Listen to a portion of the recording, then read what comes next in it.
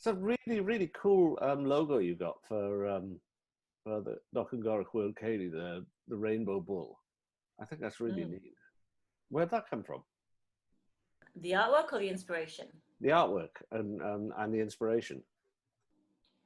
The artwork is by a designer and long-term festival goer who we used to work with for many years. Um, the inspiration is because cattle are life. That's really And neat. our main stage, the Boeri stage, is named after the cattle lords because cattle weren't just wealth, they were also sacred, they were life. Yeah. For pastoralists of a place like Knockengorroch. And my dad sees it as quite a spiritual thing. Um, and the people were the cattle people, and cattle were everything. Cattle were, yeah, they worshipped them pretty much. You know, the Orach, go right back Yeah. to the great Orach.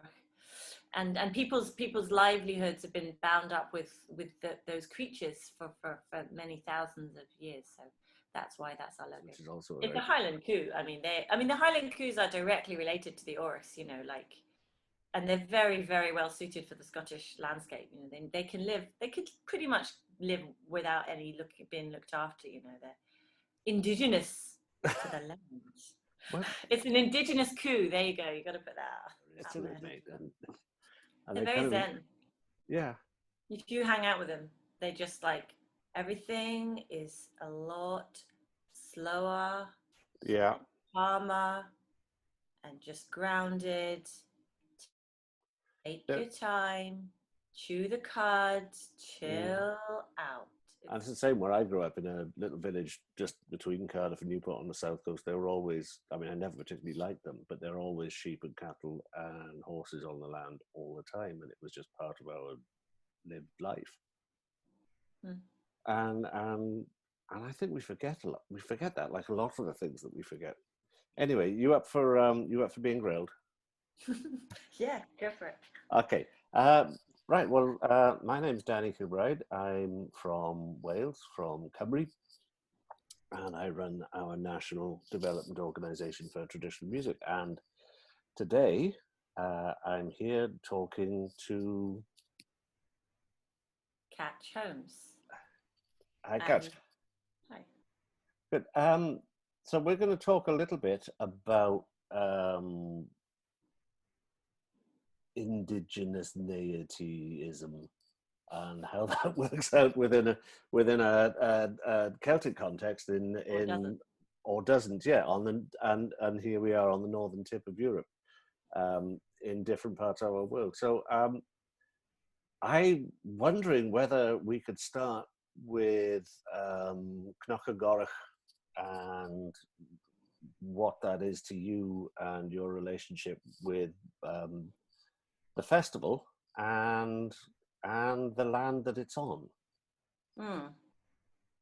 Yeah, okay. So Knockengorroch is a festival that I organise with my family and have done for, goodness, over 20 years now. And it takes place in the hills of Scotland in a very remote place.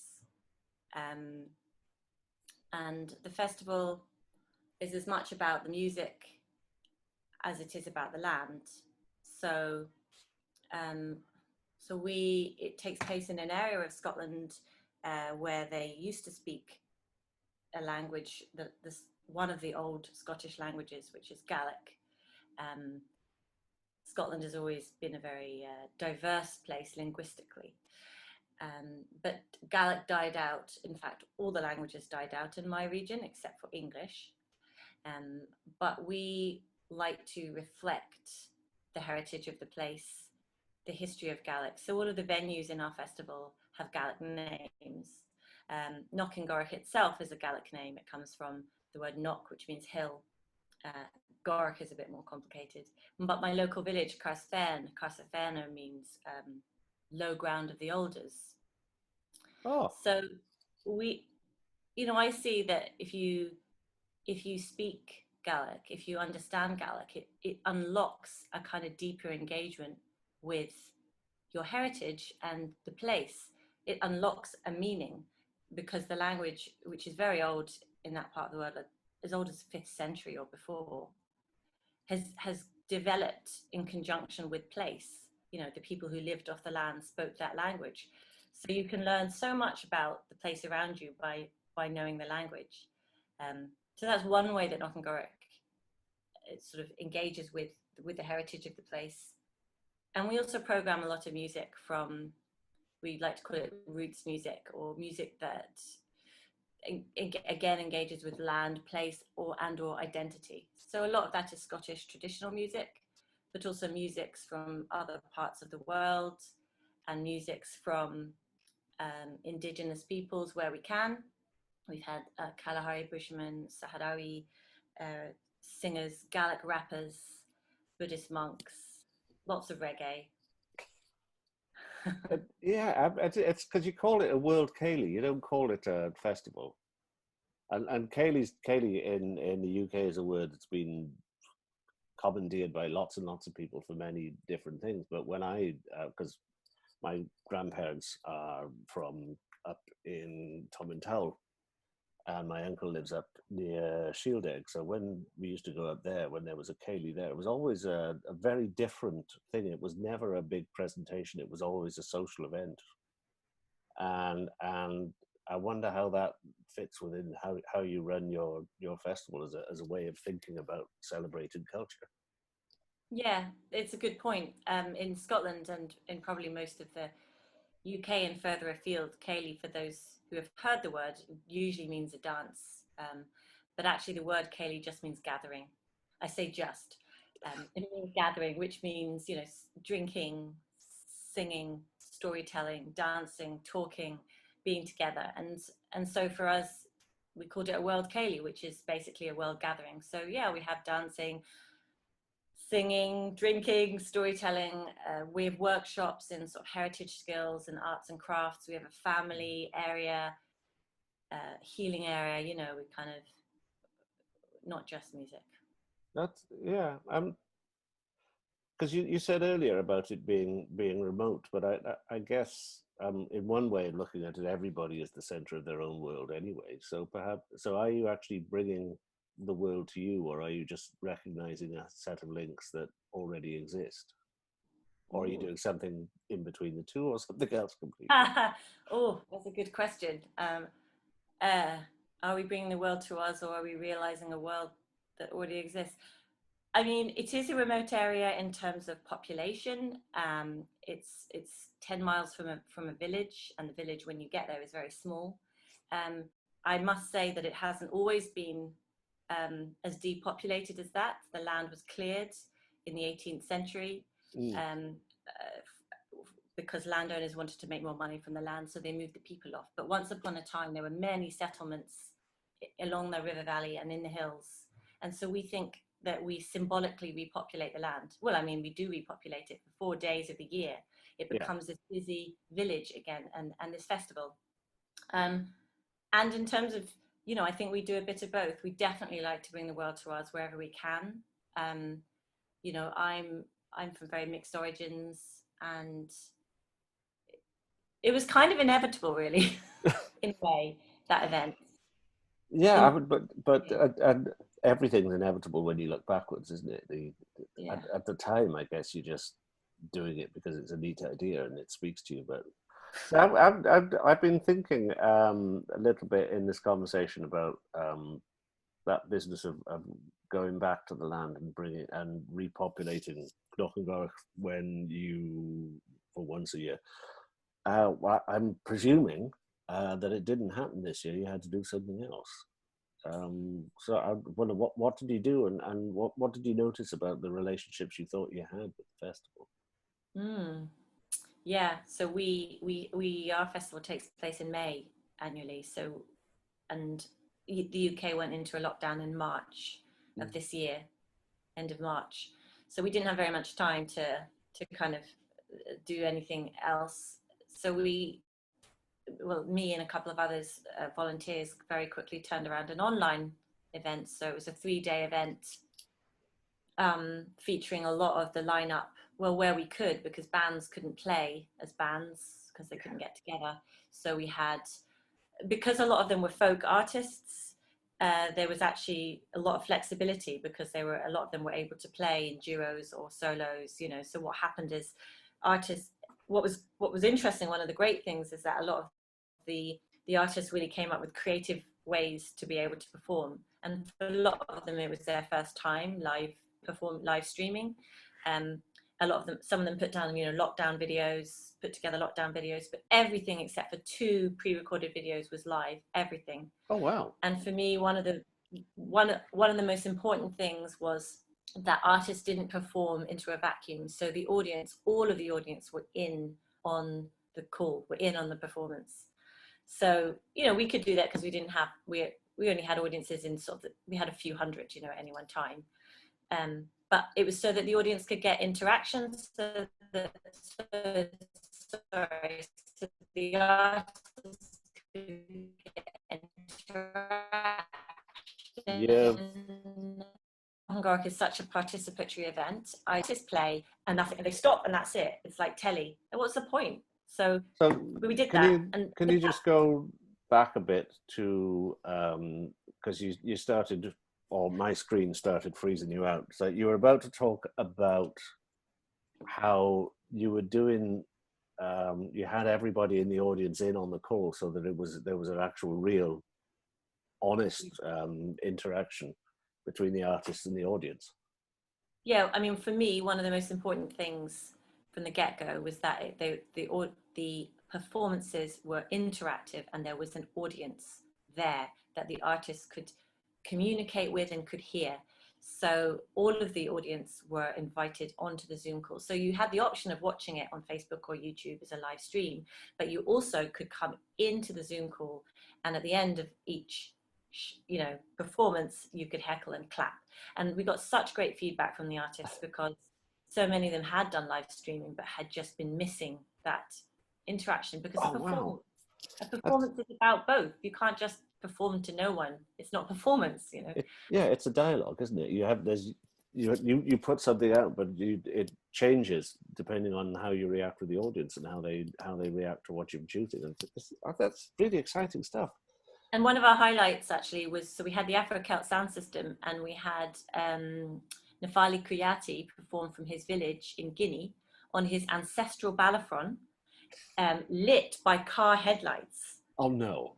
Fantastic. Yeah, in his village, and he did this great moving tribute to his mentor Mori Kante, who had recently passed away. But it was just, we totally didn't know that were going to happen. So he had got stuck in Guinea, or you know, when the lockdown happened, so he couldn't come back over. But it was just such an amazing treat, and I have to say, it was one of the kind of silver linings of, obviously, of an international digital event, was, you know, being able to see someone doing that in their own village. It was amazing. It was a strange and surreal experience that I'm very glad we did, and we raised enough money and paid artists and made connections, but I hope we don't have to do again. I was going to ask you about that, because lots of people are doing digital events and lots of people are making their festivals digital. But of course, the one thing that's not there, which we're not allowed to do as people, is traditionally, well, you know, if you're in a festival, you gather in a big crowd together, and there's and you commune with each other to celebrate song or to celebrate music or food or whatever else. And I'm just wondering, what of the digital thing would you preserve because it's because I'm guessing it was the first time you'd done it, and you were on a very, very, very sharp learning curve, or steep learning curve, and so some things, other than like that beautiful moment with the car headlights and the Belafonte, the whole business of, well, what could you bring to a festival now if it was digital that you perhaps hadn't imagined that you could do? I mean, it's astounded us all how that digital event made us feel, because the connection that we felt was so strong. Like, some of us actually went to bed feeling like we'd been at the festival. It was that the spirit of Knockengarrick was there. There was no doubt, and it astounded me that was possible just through screens. Yeah. Something about the power of the human mind to be able to connect. It also worried me a bit because I hope this couldn't be a future that would become something, common or normal. I didn't want it to become that, and I think that was partly because Knockangorak has a very strong, and loyal community that have been coming for so many years now. There's families that have grown up there, children conceived there, parents married there, ashes scattered, 3 generations of the same family come back to that festival. So those connections are really strong. And I think that helped with the digital event. I would say that for me, I would still only want to do a digital online event if it involved audience. So I think the platform, we use Zoom because we didn't know what else to use and we had little time. And because I couldn't find the right platform, I looked, and if anything would have cost far too much money in that time and space. But finding a platform that allows you to interact with the audience, I think that's so important. It's one of the main things. And there was also something about that festival that grabbed people. It was something because it was very fresh. There hadn't been many online festivals. It was near the beginning of the lockdown. Everything was a little bit by the seat of our pants. So, things were a little clunky and it felt a bit edgy, but that was kind of part of what kept you watching. It was very compelling, having watched some of it back, because the compere was like, and now we're going to go to, and everyone was like, are we going to go to that? And then suddenly up would pop this guy in Guinea, and you're like, we did go to that person. Oh, that's tremendously heartening, because I've been having a lot of conversations with musician friends of mine who've been starting to wonder what is the point of doing these online gigs, and why do it? Because you get paid very rarely these days, because there are very few opportunities for working, but you stare at a wall pretending to react to an audience who don't exist, and try and quantum generate an audience out of nothing that you can react and create to it. They really don't like it, and they wonder whether it's actually worth. Some of them wonder whether it's actually worth doing that at all, other than we're just getting through it and trying to make it happen. But I guess there's something about people that allows us to find really interesting ways of doing stuff that when we're forced to. It's I don't okay. know, how does that? Yeah, I know it's okay. It's not what you want. It's okay to do it temporarily, but I don't think any of us should be looking to do this in the long term. I don't think ultimately it's good for any of us, really.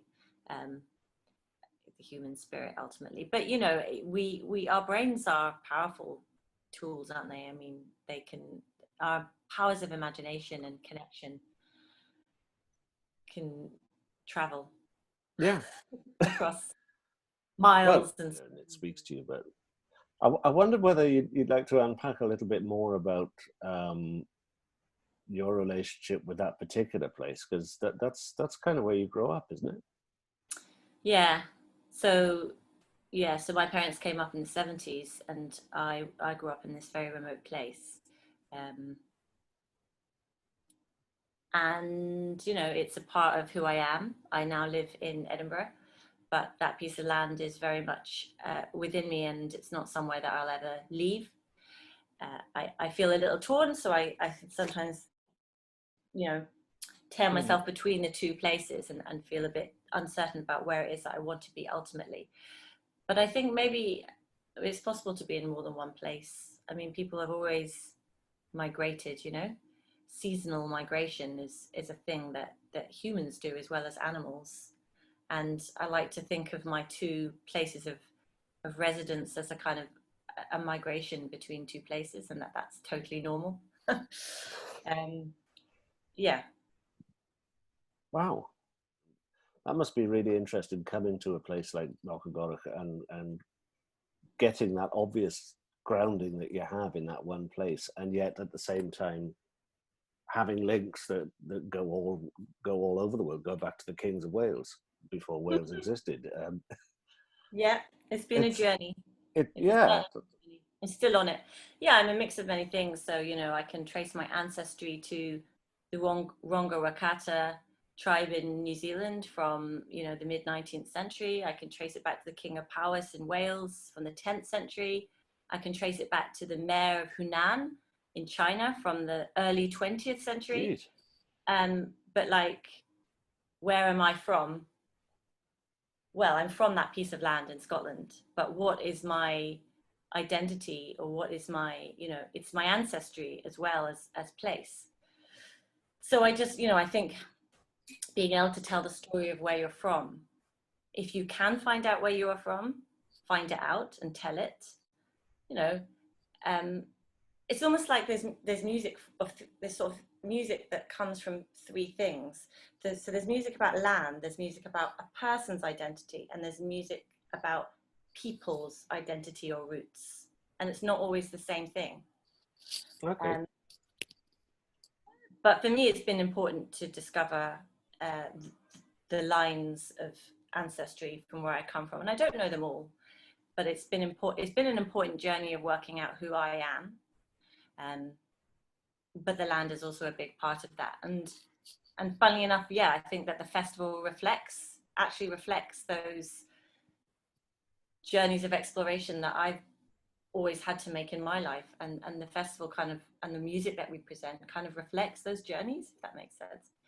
Yeah, it does. I mean, my own family is mostly mixed up, going back a couple of generations, and they have interesting links to bits of Ireland and bits of Scotland and bits of Wales and then bits of Cardiff, which are impossible to go back more than 2 or 3 generations before it gets impossibly mixed. And so it for me, I've always found that having all of these different heritages and knowing some of the stories has perhaps made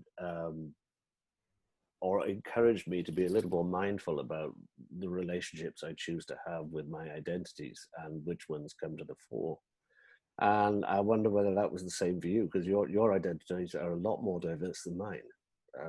So I wonder whether that makes you a more conscious person when you're Katch Holmes, and who you say you are, and who you feel as well as somebody who's embedded in a very tiny patch of land on a very big planet. Well, I think we're all a mixed bag of identities.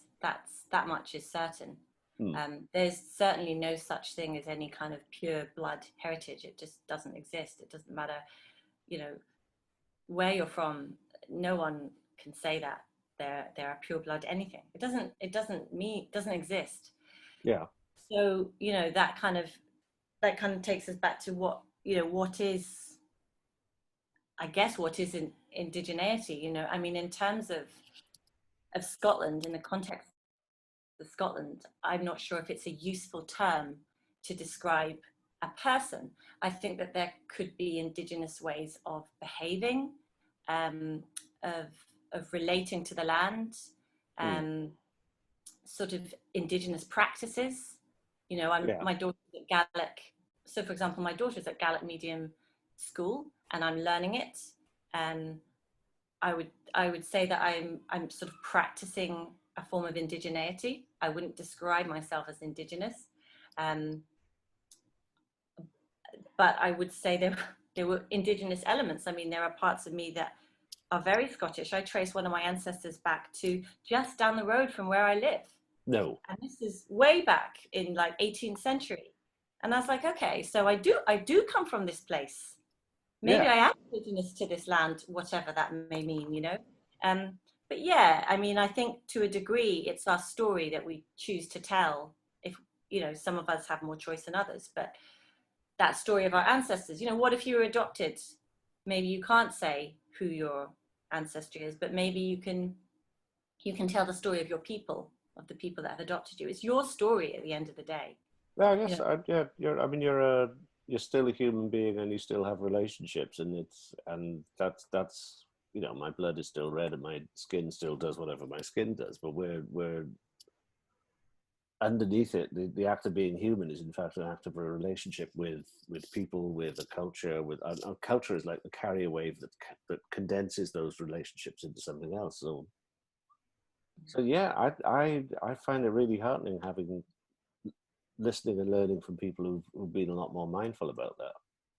I mean, I do wonder, when you look at the whole idea of what is indigenous and what is not, whether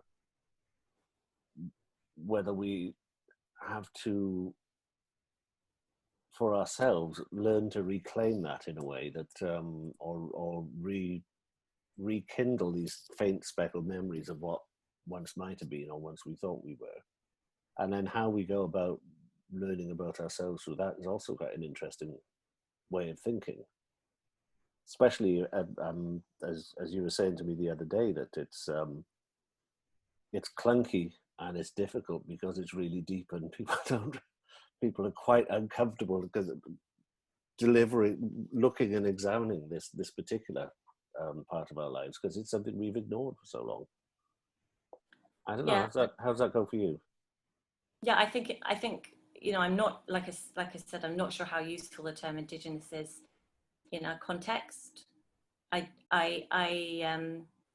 There's a Scottish artist called Grigor Lowry, and he talks about re-indigenisation, and the need for Scottish people to re-indigenize, and which I've thought about quite a lot, and I think that could be useful.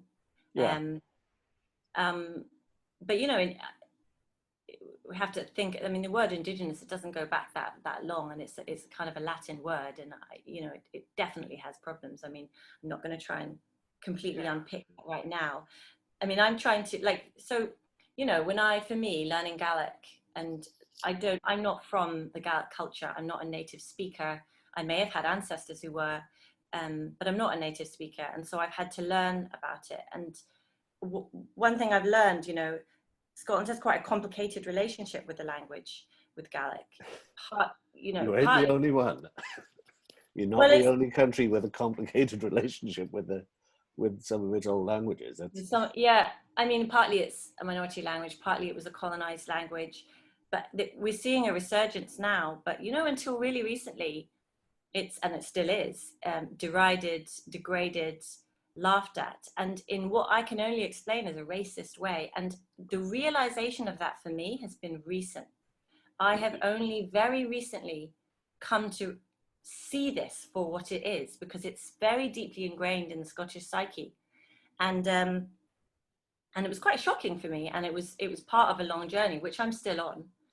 But I now see how, because Scotland obviously is fairly complicated, because it was colonized and it is a colonizer. Yeah. But it was actually, Scotland, along with Wales and Ireland, were the first colonies of England. They were where England tested out its colonization practices. The Normans, one of the first pieces of written evidence of talking about somebody in a way that is degrading and low, and bringing them to something lower than human, is the Normans referring to this Irish guy in like the 13th century or something, and calling him savage and barbarian. And after that, you start to see this language being used in these colonized territories, which to begin with was Scotland, Ireland, and Wales. Yes, we then became assimilated in and went on and colonized. So it's very complicated, and Scotland has that's a whole another interesting thing to explore for me. Yeah, I mean, it's amazing how many parallels that strikes, because we've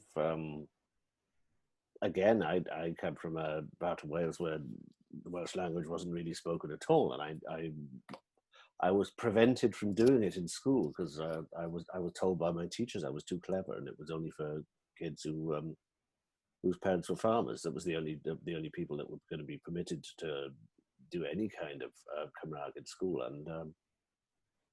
And again, there's that weird. There are some people for whom the language is their native language, where it's a matter of pride and a matter of something that they live and they celebrate and they sing through. But for the rest of our country, it's a very weird relationship. Teachers used to habitually beat it out of the kids in school because they thought it were making them better people. So we all, I mean, not we all, we both have quite complicated relationships with that. And again, like you, I'm presuming this whole race, realizing that there's a kind of racist thing going on, happened in adult life, not as a teenager. But it is, I'm going to go back to that or pass it on. I think there's something really interesting there that I can't articulate properly. And yet, I don't consider myself having a particularly Welsh accent, but when I go to London, it's like every cab driver for 300 yards around me is going, "Look, you boyo." And I'm not saying that in itself is racist, but it is part of a very weird attitude towards languages and cultures on these islands that are much older than the culture of England and the culture of London and the culture of the British Empire. And it is, yeah, and it's really weird. And you know, in one sense, Cardiff is in the southeast of Wales because London is in the southeast of England. And Edinburgh is considered the southeast of Scotland, so that it looks like a real capital. And it's weird how colonization forces itself on us in so many weird, so many insidious, quiet ways that we don't even recognize anymore. It's like we're brought up, and our national education system is essentially teaching us Stockholm syndrome.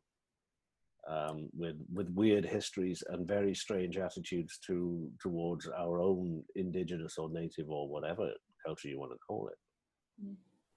And what I've discovered is there's shame. There's a lot of shame. In Scotland. I can't speak for Wales and Ireland. I'm sure there's similar things going on, but and there is so much to be addressed in our country about this whole, you know, who we really are and where we really come from. And I say we, regardless of where I'm from. You know, this is the piece of land I inhabit, and this is a piece of land that I care about. I care about all land, but the piece of land I know and I grew up on is here in Scotland. And you know, I don't consider any one bit of land better than another bit of land, but this is the piece I know. And there's so much history and heritage and stuff to unpick to get to the multiple stories of who we are and how we got here, and importantly to return us to the land, really. And you know, I just, even in urban areas, to return us to the land, to return us to place, even if it's a migrationary, like I started saying, like even if you move, you don't have to stay in one place. But anyway, go ahead. That's a thing that maybe you just want to just say very quickly that because you're going to be at WOMEX, you've got your professional festival hat on, and you do want people to come and talk to you. Well, I should probably have also said I am actually an agent. So I just started an agency 9 months before lockdown, which was the perfect time to work for free indefinitely. Absolutely. And never see any of the gigs. And I've actually got like quite a few acts. I've got like 6 really cool, really amazing Scottish acts, which I'm not, you know. But also, I meant to ask just before, so there is the festival, there's the professional side of, pitch me stuff. And also, can I pitch you stuff? Yes, of course. But also, not just you, but also all of you. Yeah. There you go.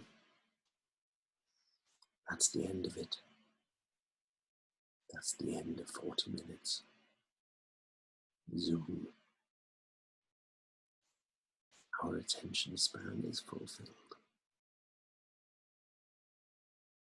But in the real world, you know that you've got to come back and talk to us some more. You know there's the whole 3-hour off WOMEX Pan World Indigenous meeting. You know that there are really interesting and lovely people you want to meet. And you know that you're going to have a much more fun than many of the other things that you could be doing with your day. Come and join us. Come and say hello to the guys. Diolch yn fawr am wrando. Welch chi doc.